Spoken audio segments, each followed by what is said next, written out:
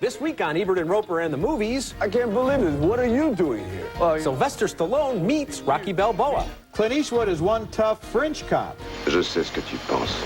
And Marilyn Monroe's last film comes to life. Come on in. I'm Richard Roeper, columnist for the Chicago Sun-Times. And I'm Roger Ebert, film critic of the Chicago Sun-Times. You can't see those scenes in a movie theater, but scenes like that and lots of other extra features are included on DVDs. We're calling the show Bells and Whistles.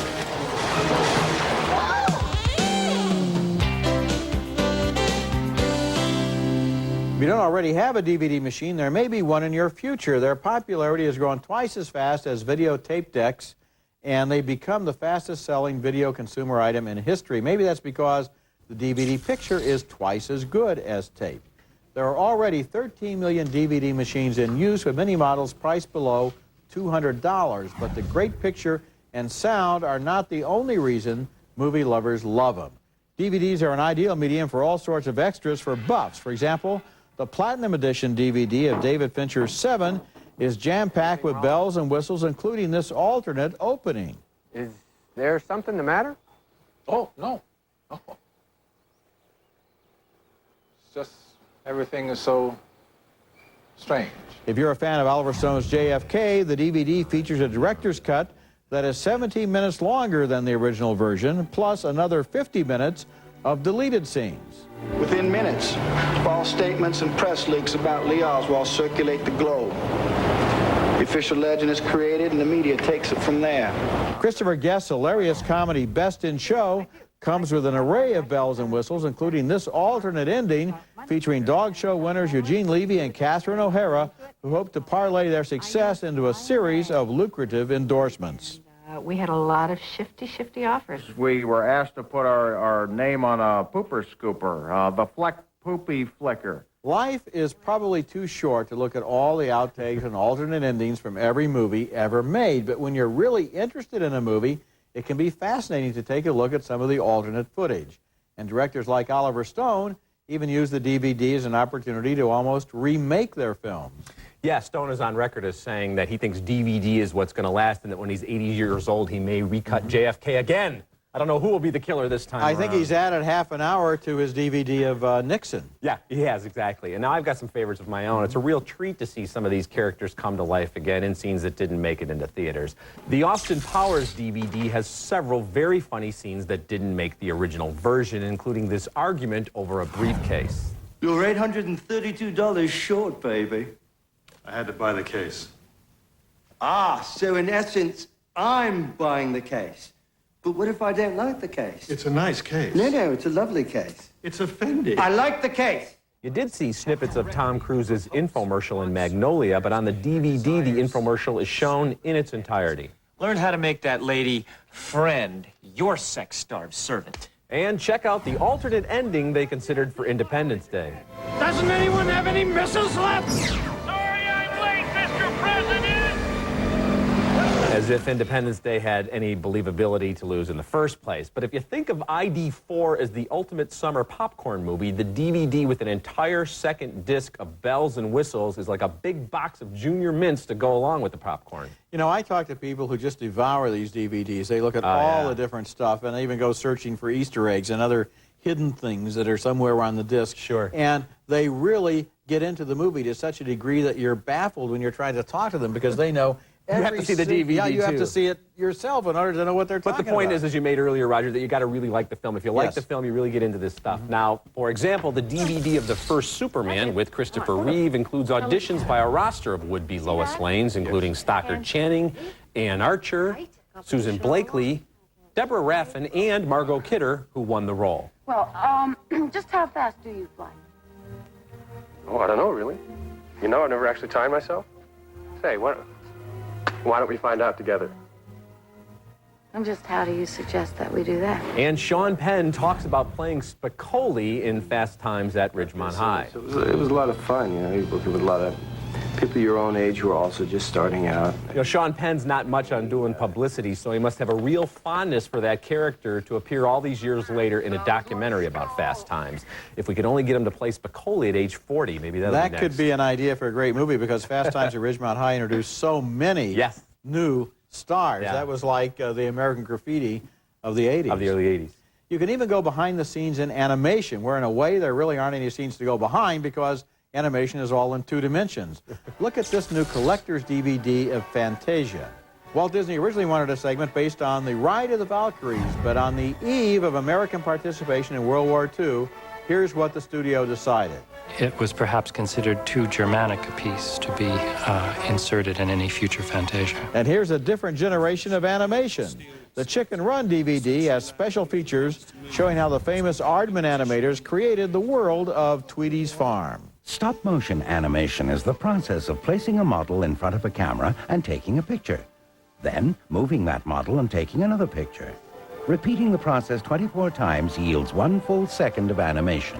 One of the neat things about all the how they did it backstage stuff on these DVDs is that the technicians who do the special effects and paint the matte drawings and animate the tabletop stuff and make the waves and so forth get to talk about their contribution. And they work all the time in the shadows of the directors and the stars, and now they get to talk. Now we understand why it takes 400 people to make a movie and why some of these movies cost $80 million.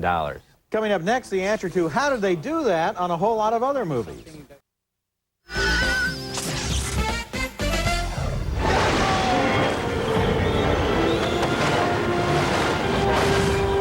Neither the storm nor the boat are real in that scene from The Perfect Storm, but they sure do look like they are. Continuing this special show about bells and whistles on DVDs, this segment is about how sometimes you walk out of the theater wondering, how did they do that? The DVD shows you how they took live-action shots in a giant water tank and blended them with computer-generated special effects. You know, you see a little bit of a wave over here that has been added, and then on this other side here as well. You know, we show just doing some lightning frames, sort of like showing the monster in the background behind us. In The Patriot, it looks like there are hundreds of soldiers in some of the battle scenes, and here's how they did that.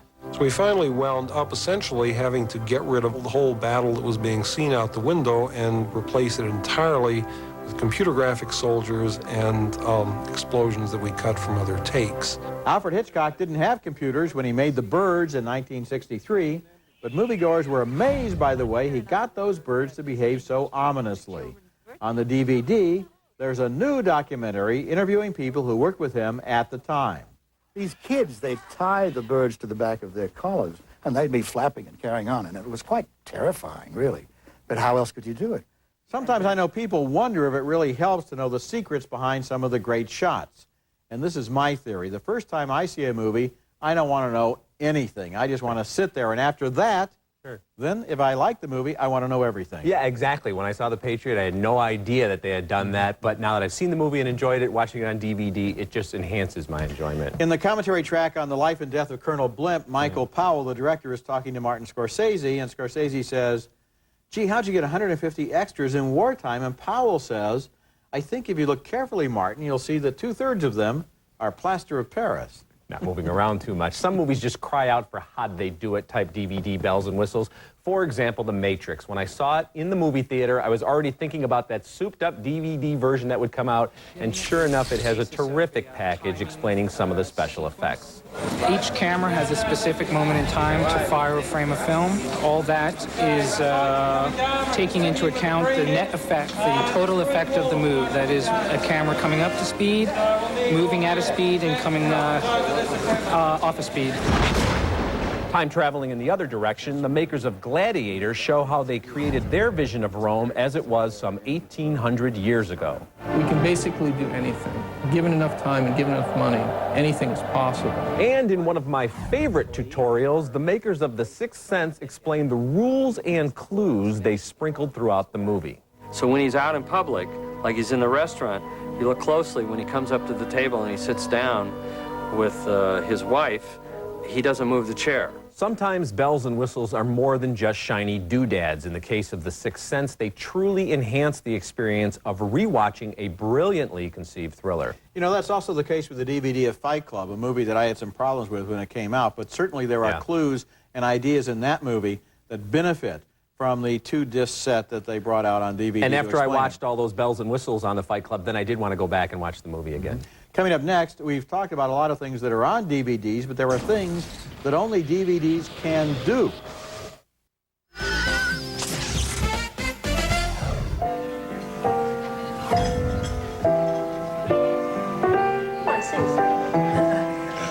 More than 50 big-name stars made cameos in Robert Altman's wonderful Hollywood satire, The Player.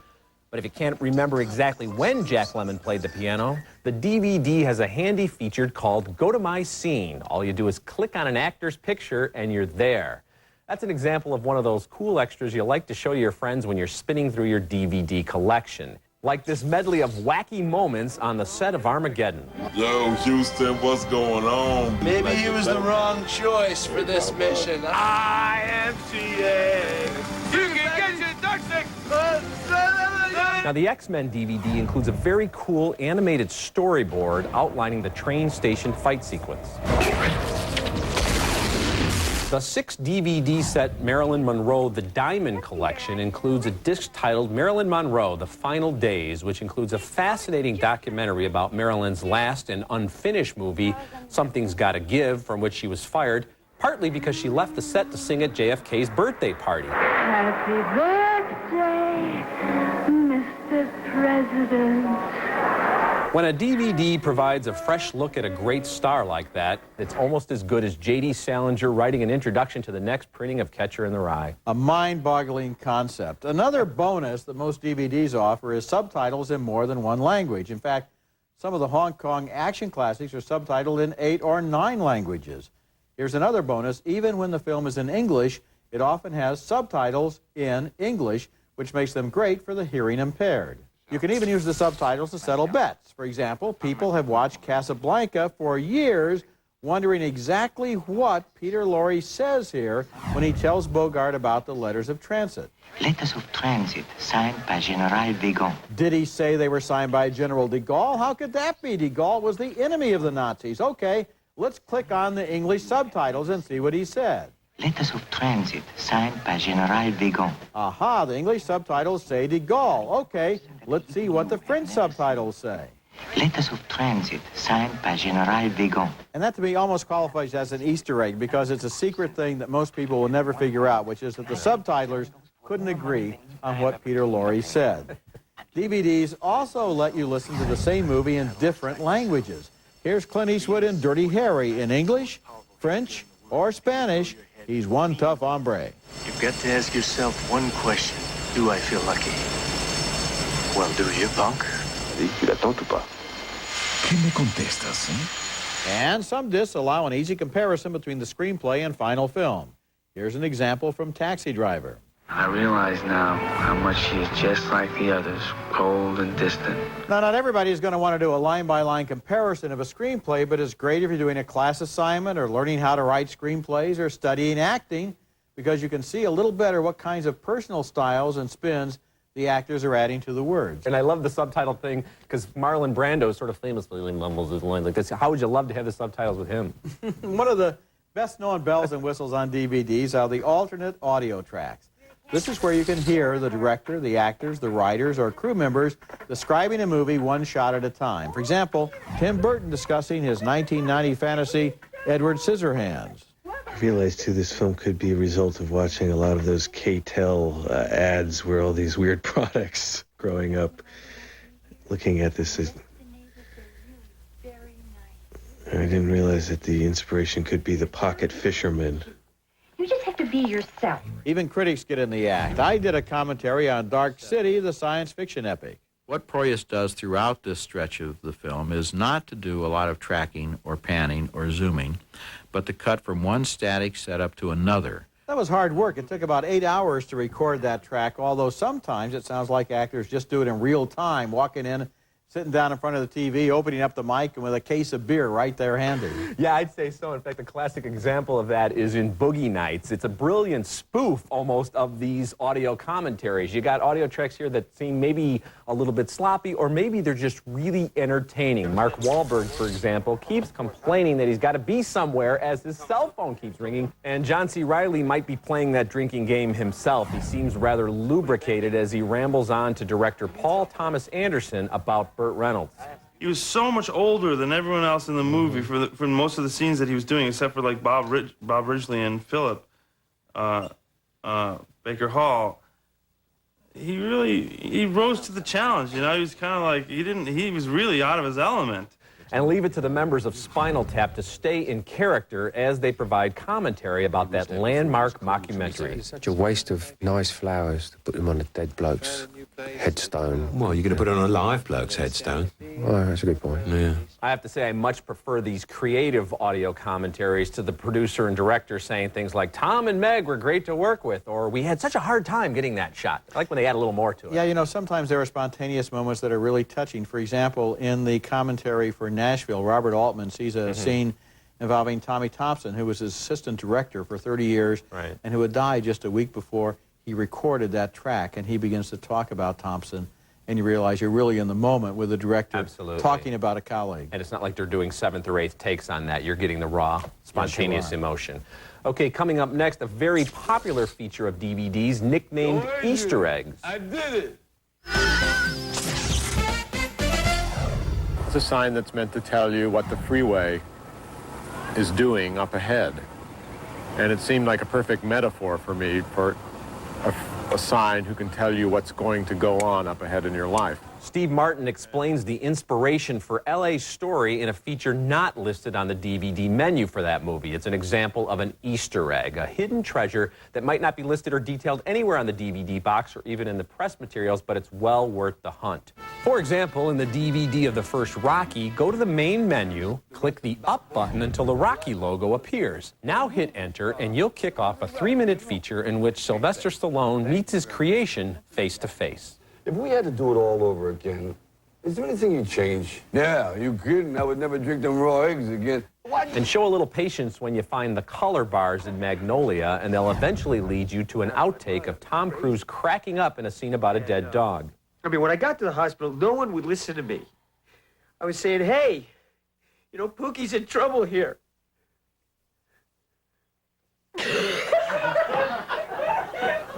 Not every DVD comes with an Easter egg, and many eggs are of the soft-boiled variety. You just get an extra TV commercial or a list of people who contributed to the DVD. I say if you're going to go to the trouble of hiding Easter eggs, make sure they're well decorated. Yeah, I don't want to go clicking around for hours only to find out who did the sound on the alternate soundtrack. Exactly. You can find dozens of Easter eggs listed on the web at dvdreview.com. Here are a few of them. The DVD of the Bedazzled remake contains a 10-minute scene featuring Brendan Fraser as a raunchy rock star.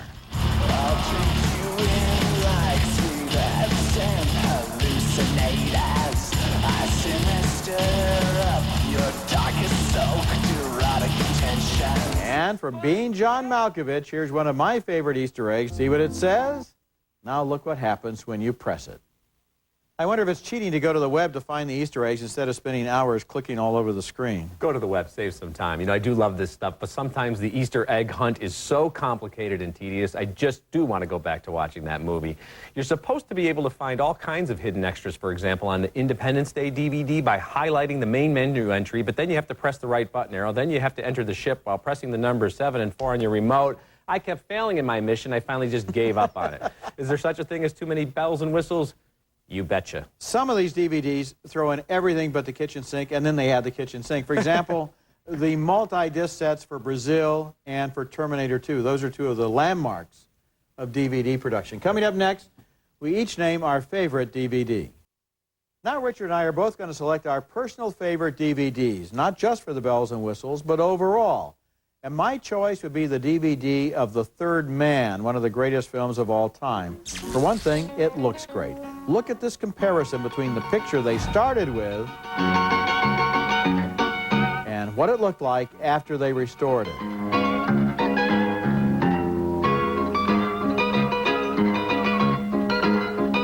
It has newsreel footage of the famous sewers where the chase scene was held. Sometimes the going is comparatively easy, though it could never be called pleasant. And it even has 2 different radio broadcasts with Orson Welles starring as Harry Lime.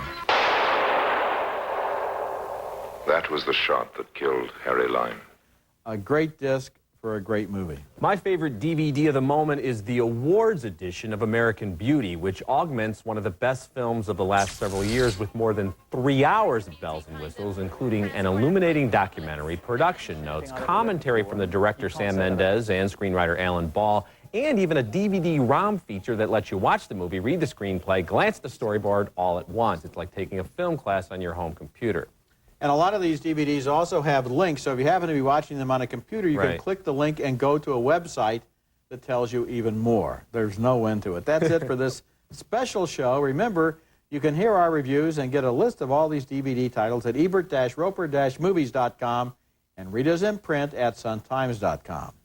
Next week, we'll be back with reviews of new movies. Why you tripping? Just watch your girl, bro. That's next week, and until then, the balcony is closed.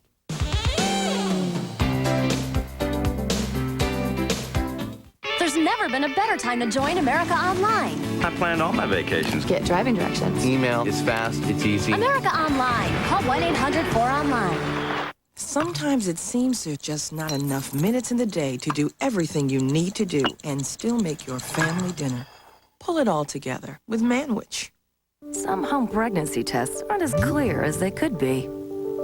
But improved Clear Blue Easy has clearer lines than any leading brand, so one test is all it takes. Right now at LensCrafters, get a complete pair of glasses with DuraLens, our most scratch-resistant plastic lens for only $99. The $99 DuraLens event. This one you don't want to miss. Closed captioning for Ebert and Roeper in the Movies is brought to you by... Facts of Life by Lysol. Mildew. Fact, kids notice more than you think. Fact, new Lysol Mildew Remover's thick formula kills mildew fast. Life demands Lysol. That's a fact.